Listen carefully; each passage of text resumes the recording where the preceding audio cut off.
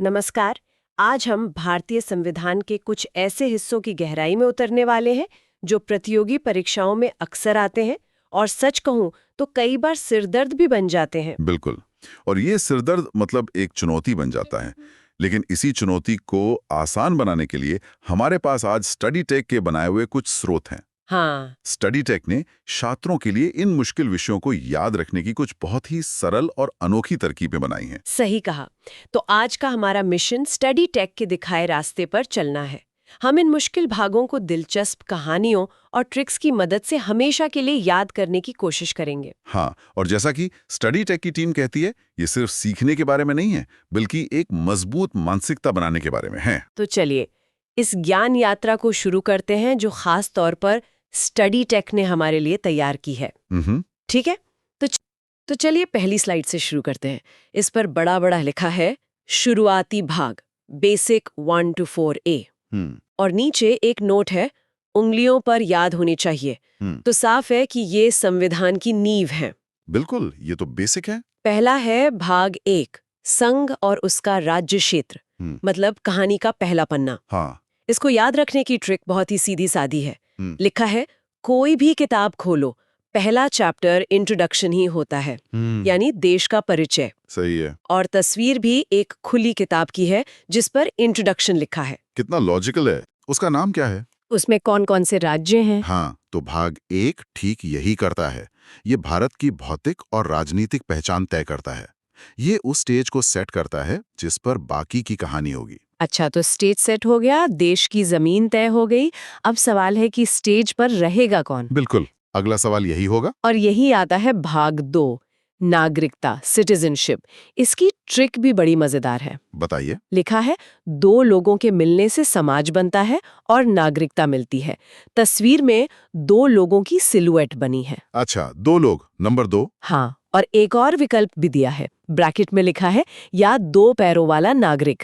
तो नंबर 2 को नागरिकता से जोड़ने के 2 तरीके हैं। और यहाँ दिलचस्प बात यह है कि ये दोनों तरीके अलग-अलग तरह से सोचने वालों के लिए काम करते हैं। कैसे? पहला, 2 लोगों से समाज, ये एक सामाजिक कॉन्सेप्ट है। दूसरा, 2 पैरों वाला नागरिक, ये एक फिजिकल मतलब एक भौतिक इमेज है। हाँ, ये तो है। तो चाहे आप कॉन्सेप्ट्स में सोचते हो या तस्वीरों में, ये ट्रिक काम करती है और ये तार्किक भी है। देश की जमीन तय करने के बाद अगला कदम यही होगा कि आप ये बताएं कि इस देश के नागरिक कौन हैं।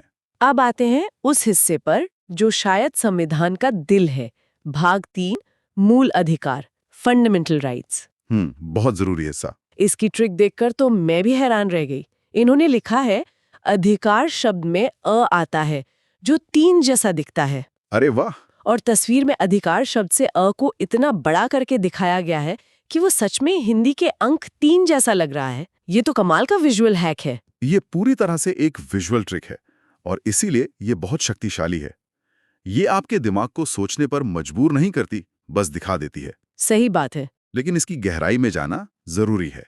मूल अधिकार वो हक हैं जो संविधान हर नागरिक को देता है और जिन्हें सरकार भी नहीं छीन सकती। ये एक तरह से नागरिक और राज्य के बीच एक लक्ष्मण रेखा खींचते हैं। बिल्कुल। ये कहते हैं कि नागरिक सिर्फ देश का हिस्सा नहीं है, उसकी अपनी एक पहचान और गरिमा है। इसीलिए इसे संविधान की आत्मा भी कहा जाता है। अधिकार तो मिल गए, लेकिन एक अच्छे समाज के लिए सिर्फ नागरिकों के अधिकार ही काफी नहीं होते।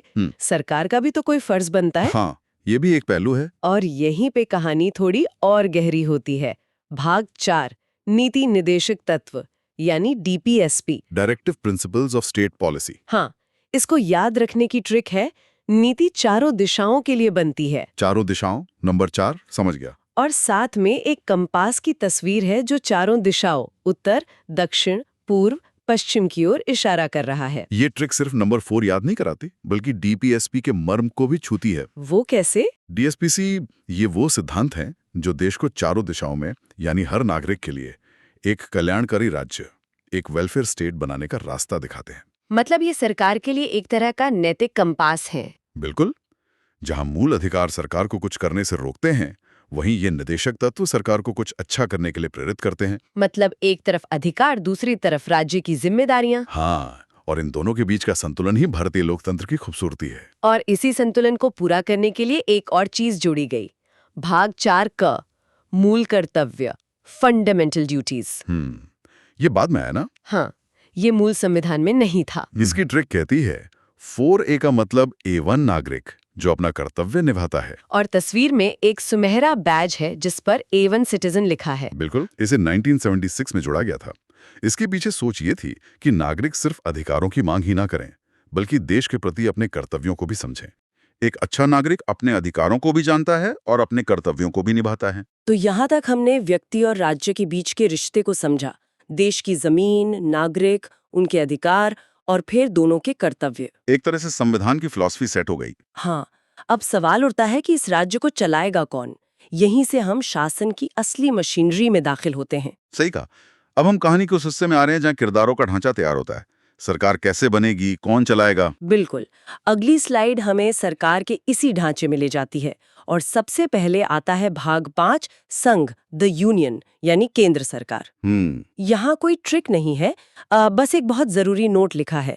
यह सबसे बड़ा भाग है, आर्टिकल 52 to 151। और इसका सबसे बड़ा होना स्वाभाविक है, क्योंकि इसमें सिर्फ केंद्र सरकार नहीं, बल्कि केंद्र के शासन के तीनों अंग शामिल हैं। कार्यपालिका, विधायिका और न्यायपालिका, मतलब राष्ट्रपति, प्रधानमंत्री, संसद, सुप्रीम कोर्ट, सब कुछ इसी में है। अच्छा, इसीलिए ये इतना बड़ा है। हाँ, ये तीनों मिलकर पूरे देश का ढांचा चलाते हैं, इसलिए ये भाग इतना विस्तृत और महत्वपूर्ण है।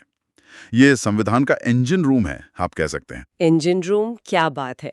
और जब केंद्र की बात हो गई तो अगला कदम जाहिर है राज्य सरकारें। हाँ, भाग 6, राज्य, द स्टेट। ये भाग 5 के बाद सीधे आता है, जो दिखाता है कि पहले पूरा देश, फिर उसके हिस्से। ये एक टॉप डाउन अप्रोच है। संविधान पहले राष्ट्रीय स्तर पर संरचना बनाता है और फिर उसी मॉडल को राज्य स्तर पर लागू करता है। मतलब भाग 6 में भी हमें वही सब मिलेगा? हाँ, बिल्कुल। आप देखेंगे कि भाग 6 में भी आपको वही 3 अंग मिलेंगे: राज्यपाल, मुख्यमंत्री, राज्य की विधानसभा और हाईकोर्ट। ये एक तरह से भाग 5 का ही प्रतिबिंब है। केंद्र हो गया, राज्य हो गया, लेकिन भारत में एक तीसरी तरह की प्रशासनिक इकाई भी है, यूनियन टेरिटरीज। हाँ, और यहाँ से चीजें थोड़ी दिलचस्प हो जाती हैं। भाग 8, केंद्र शासित प्रदेश। स्लाइड में इसके लिए 2 ट्रिक्स दी गई हैं। अच्छा। और मजे की बात यह है कि पहली ट्रिक को वो खुद ही मुश्किल बताते हैं। ये ईमानदारी अच्छी लगी। बिल्कुल। पहली ट्रिक है, यूनियन टेरिटरी में यू और टी को मिलाओ तो 8 जैसा दिखता है, और आगे लिखा है नहीं, ये मुश्किल है। मैं तो नहीं देख पा रहा इसमें 8। मैं भी नहीं। खैर, शुक्र है कि उन्होंने एक आसान तरीका भी दिया है। हाँ, दूसरा तरीका ज्यादा काम का लग रहा है। इजी ट्रिक है, 5 केंद्र प्लस 6 राज्य, 3 हटाया गया 7वां भाग इक्वल्स टू 8 यूटी। ये तो गणित का सवाल बन गया। ये तो एक दिलचस्प गणितीय ट्रिक है। हालांकि यहाँ एक बात साफ करनी जरूरी है। क्या? ये फॉर्मूला याद रखने के लिए तो बहुत अच्छा है, पर ये वैचारिक रूप से थोड़ा भ्रामक हो सकता है। मतलब? ये ऐसा दिखाता है मानो केंद्र शासित प्रदेश केंद्र और राज्य का कोई गणितीय नतीजा हो, जबकि उनकी एक अलग संवैधानिक पहचान है। असल में संविधान का भाग 7 हटा दिया गया था। तो यहाँ ट्रिक बनाने वाले ने बस एक यादगार रिश्ता बनाने के लिए 5 और 6 को जोड़ा और उसमें से 3 घटा दिया ताकि 8 आ जाए। अच्छा, तो ये बस एक जुगाड़ है याद रखने का। हाँ, एक तरह का मेमोरी हैक। चलिए, अब केंद्र और राज्यों से उतरकर जरा जमीनी स्तर पर आते हैं, जहां लोकतंत्र असल में सांस लेता है। भाग 9, पंचायत। बहुत जरूरी। इसकी ट्रिक बहुत ही प्यारी है। गांव के लोग 9 बजे सो जाते हैं। ये अच्छी है। और तस्वीर में रात का एक गांव है, चांद चमक रहा है, झोपड़ियां हैं। ये तस्वीर दिमाग में बस जाती है। हाँ, ये एक बहुत ही अच्छी कल्चरल ट्रिक है, जो एक संवैधानिक प्रावधान को गांव की रोजमर्रा की जिंदगी की एक छवि से जोड़ते हैं। पर ये ट्रिक जितनी सरल है, भाग 9 उतना ही महत्वपूर्ण है ना? बहुत ज्यादा। 73वें संशोधन के जरिए इसे संविधान में एक मजबूत जगह दी गई। ये सत्ता को दिल्ली और राजधानियों से निकालकर गांव तक ले जाता है। ये गांधी जी के ग्राम स्वराज के सपने को साकार करने की दिशा में एक बहुत बड़ा कदम है। और जब गांव की बात हो गई तो शहर कैसे पीछे रह सकते हैं?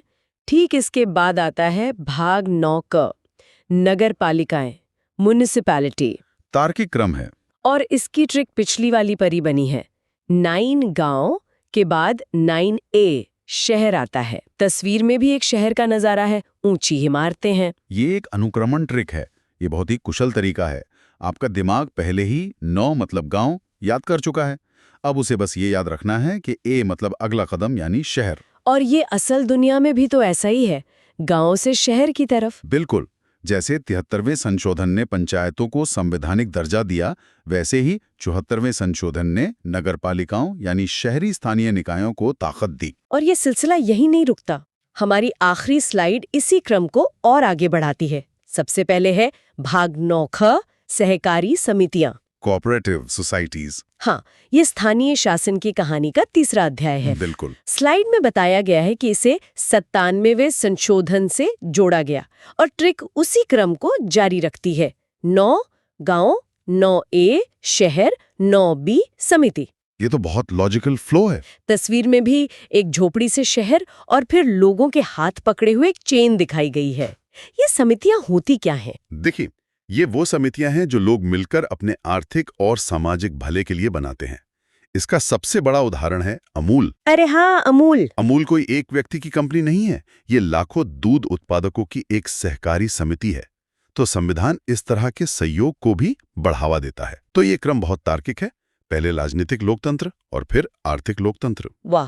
अब कहानी का फोकस समाज के एक खास वर्ग पर जाता है। भाग 10, अनुसूचित और जनजाति क्षेत्र, शेड्यूल्ड एंड ट्राइबल एरियाज। और तस्वीर में 10 नंबर के बगल में एक आदिवासी मुखौटा और ढोल बना है। ये एक बहुत ही प्रभावी शॉर्टकट है, लेकिन इसके पीछे का कारण समझना जरूरी है। क्या कारण है? संविधान निर्माताओं को ये एहसास था कि देश के कुछ आदिवासी क्षेत्रों की अपनी एक अलग संस्कृति और जीवन शैली है। उन्हें सामान्य प्रशासनिक ढांचे में एकदम से ढालना ठीक नहीं होगा। अच्छा। इसलिए भाग 10 इन क्षेत्रों के लिए विशेष प्रशासनिक प्रावधान करता है, ताकि उनकी स्वायत्तता और संस्कृति की रक्षा हो सके। और अब हम इस कहानी के क्लाइमैक्स पर आते हैं।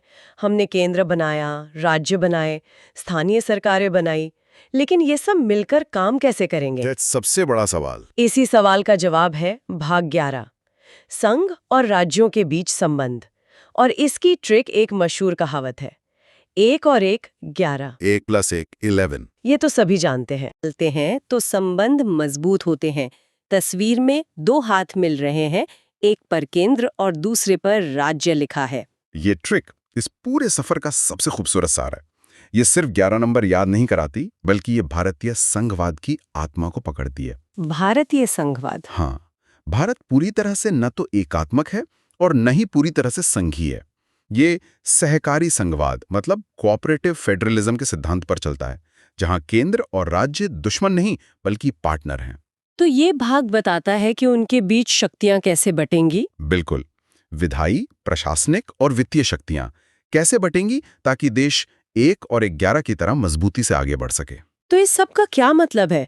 हमने संविधान के 13 अलग-अलग हिस्सों को सिर्फ पढ़ा नहीं, बल्कि उनकी कहानी को इन मजेदार ट्रिक्स के जरिए समझा। बिल्कुल। और मुख्य तो चलिए इसे समझते हैं। शुरुआत करते हैं उन भागों से जो पैसे, व्यापार और नौकरियों से जुड़े हैं। ये अक्सर सबसे ज्यादा कंफ्यूज करते हैं। सबसे पहले है भाग 12, जो वित्त और संपत्ति के बारे में है। हाँ, और इसे याद रखने के लिए स्टडी टेक की ट्रिक बहुत ही शानदार है, बहुत विजुअल है। ट्रिक है 12 बज गए पैसे कमाते कमाते। 12 बज गए पैसे कमाते कमाते। हाँ, ये सीधे तौर पर संख्या 12 को वित्त यानी पैसों से जोड़ देती है। आपके दिमाग में एक तस्वीर बन जाती है। वाह, ये तो सचमुच बहुत आसान है। अच्छा, अब आते हैं भाग 13 पर, जो व्यापार और वाणिज्य मतलब ट्रेड एंड कॉमर्स से जुड़ा है। इसके लिए स्टडी टेक ने क्या कमाल की ट्रिक दी है? इसकी ट्रिक भी बहुत सीधी है। वो कहते हैं तेरा मेरा व्यापार। तेरा मेरा व्यापार। हाँ, बिल्कुल। ये इस बात पर जोर देता है कि व्यापार में हमेशा 2 या 2 से ज्यादा पक्ष होते हैं। एक और विकल्प भी है, वो भी बड़ा मजेदार है। अच्छा? 3 तिगाड़ा काम बिगाड़ा, जो ये बताता है कि व्यापार में हमेशा रिस्क होता है। हाँ, ये तो है। ये दोनों ही बातें व्यापार की असलियत को दिखाती हैं। सही बात। यहाँ से मामला वाकई दिलचस्प हो जाता है। भाग 14, संघ और राज्यों के अधीन सेवाएं, यानी यूपीएससी, पीसीएस जैसी नौकरियां। हर छात्र का सपना। हाँ, बिल्कुल। और स्टडी टेक ने इसी सपने को, इसी भावना को ट्रिक बना दिया है। ट्रिक है चा 14। चा? हाँ, सबको आईएएस पीसीएस बनने की चाह होती है। ये 14 और चा का साउंड ये सीधा छात्रों की आकांक्षा से जुड़ जाता है। ये तो बहुत आसानी से याद हो जाएगा। बिल्कुल। और अगर नौकरी मतलब भाग 14 में कोई गड़बड़ हो जाए तो? उसके लिए है भाग 14 का अधिकरण यानी ट्रिब्यूनल्स। एकदम स्टडी टेक ने इसे एक कहानी की तरह पिरोया है, मतलब एक लॉजिकल फ्लो है। कैसे? ट्रिक है, 14 नौकरी में गड़बड़ हुई तो कोर्ट ट्राइब्यूनल जाना पड़ेगा। ये एक तार्किक क्रम बनाता है जिसे भूलना लगभग नामुमकिन है। पहले नौकरी की चाह, फिर नौकरी, और फिर कोई विवाद हुआ तो ट्रिब्यूनल। ये तो एक पूरी कहानी बन गई। अब उन भागों की बात करते हैं जो परीक्षाओं में सबसे ज्यादा दोहराए जाते हैं। शुरुआत भाग 15 से, जो निर्वाचन मतलब इलेक्शन के बारे में है। हाँ, और स्टडी टेक को ट्रिक यहाँ भी बहुत सरल और थोड़ी मजेदार है। अच्छा। ट्रिक है, 15 साल का बच्चा इलेक्शन में वोट नहीं दे सकता। हाँ, ये तो मजेदार है। हाँ, और स्लोत में साफ लिखा है कि ये सिर्फ याद रखने के लिए है, क्योंकि असल उम्र तो 18 साल है। लेकिन ये तस्वीर दिमाग में ऐसी बैठती है कि 15 और इलेक्शन का कनेक्शन याद रह जाता है। सही है। आगे है भाग 17, राजभाषा, ऑफिशियल लैंग्वेज। ये एक संवेदनशील विषय है। बिल्कुल, और स्टडी टेक ने इसी भावना को ट्रिक में इस्तेमाल किया है, बहुत ही खूबसूरती से। कैसे? ट्रिक है 17 = खतरा। 17 खतरा। साउंड तो मैच कर रहा है। हाँ, और पूरा वाक्य है, भाषा के नाम पर लड़ना देश के लिए खतरा है। ये एक शक्तिशाली भावनात्मक जुड़ाव बनाता है, जिससे ये याद रखना बहुत आसान हो जाता है। वाह, ये तो सिर्फ ट्रिक नहीं, एक संदेश भी है।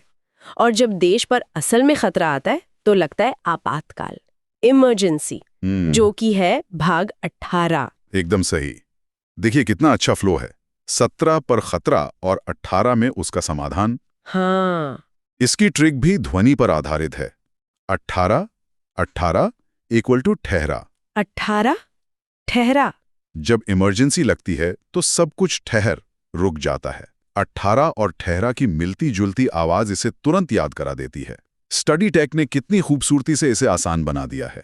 ये तो सच में कमाल है। अब बात करते हैं भाग 20 की, संविधान संशोधन यानी अमेंडमेंट। ये तो मतलब हमेशा बदलता रहता है। और यहीं पर स्टडी टेक ने आज के युवाओं से जुड़ने वाली एक बेहतरीन ट्रिक दी है। क्रिकेट से जुड़ी है क्या?